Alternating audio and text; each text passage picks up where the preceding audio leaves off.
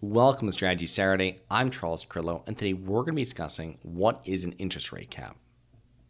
Have you always wanted to invest in real estate but didn't have the time, didn't know where to find the deals, couldn't get the funding, and didn't want tenants calling you? Since 2006, I've been buying income-producing properties in great locations that provide us with consistent passive income while we wait for appreciation in the future and take advantage of tax laws while we're waiting. And unlike your financial advisor, we invest alongside our investors in every property we purchase. Check out investwithharborside.com. If you like the idea of investing in real estate, if you like the idea of passive income, partner with us at investwithharborside.com. That's investwithharborside.com.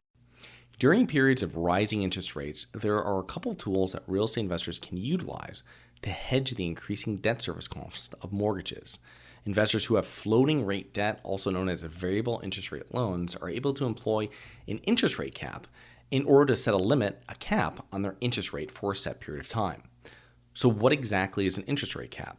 Well, an interest rate cap is a limit on how high an interest rate can rise on a variable rate debt. So an interest rate is essentially an insurance policy on variable rate loan.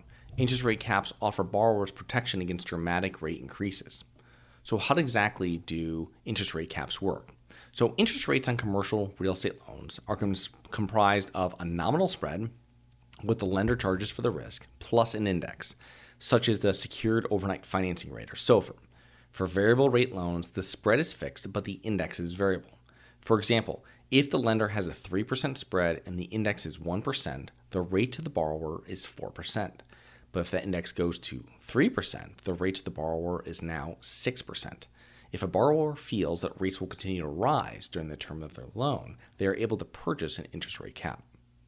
So there are three main parts to an interest rate cap. First is notional, the dollar amount covered by the cap, the loan amount, also called the size of the cap. Second is term, the duration of the interest rate cap, usually 2 or 3 years, typically shorter than the loan term. The longer the term, the more expensive the cap. Each additional month of a cap is more expensive than the previous month. Most interest rate caps are 2 years, since the third year is very expensive, sometimes more than years 1 and 2 combined. Third is strike rate, the interest rate level above which the interest rate cap will benefit the borrower. It is when the cap provider will begin to make payments to the cap purchaser. For example, if the strike rate is 3% and the index goes to 3.5%, the interest rate provider will begin making payments to the cap purchaser.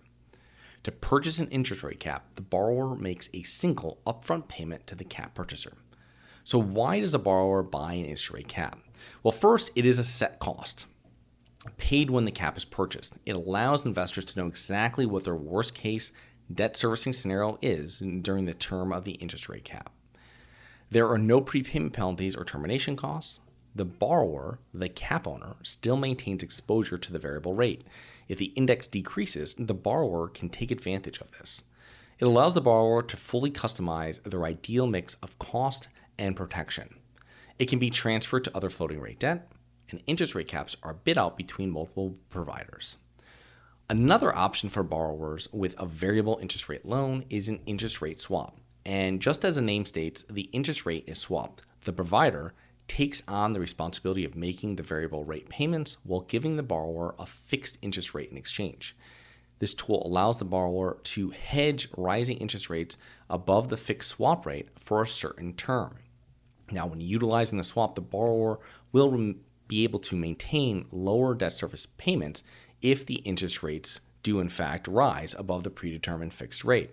However, unlike an interest rate cap, the borrower will lose the benefit of decreasing interest rates if the rates do indeed fall after the swap is executed, because now since the borrower will have a fixed rate. Another downfall of the interest rate swap is if the borrower decides to prepay the loan before a specific date. They could be responsible to pay an early termination fee or a prepayment penalty.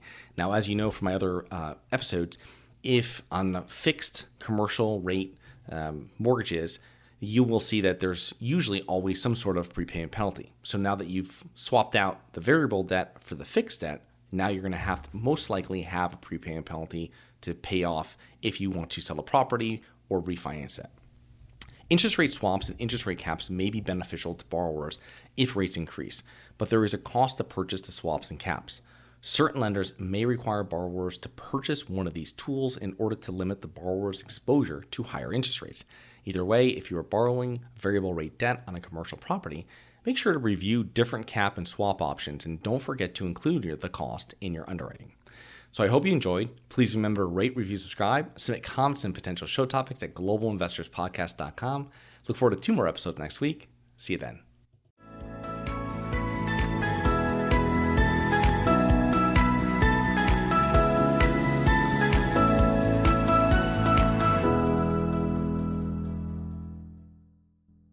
Nothing in this episode should be considered specific, personal, or professional advice. Any investment opportunities mentioned on this podcast are limited to accredited investors. Any investments will only be made with proper disclosure, subscription documentation, and are subject to all applicable laws. Please consult an appropriate tax, legal, real estate, financial, or business professional for individualized advice. Opinions of guests are their own. Information is not guaranteed. All investment strategies have the potential for profit or loss. The host is operating on behalf of Syndication Superstars, LLC exclusively.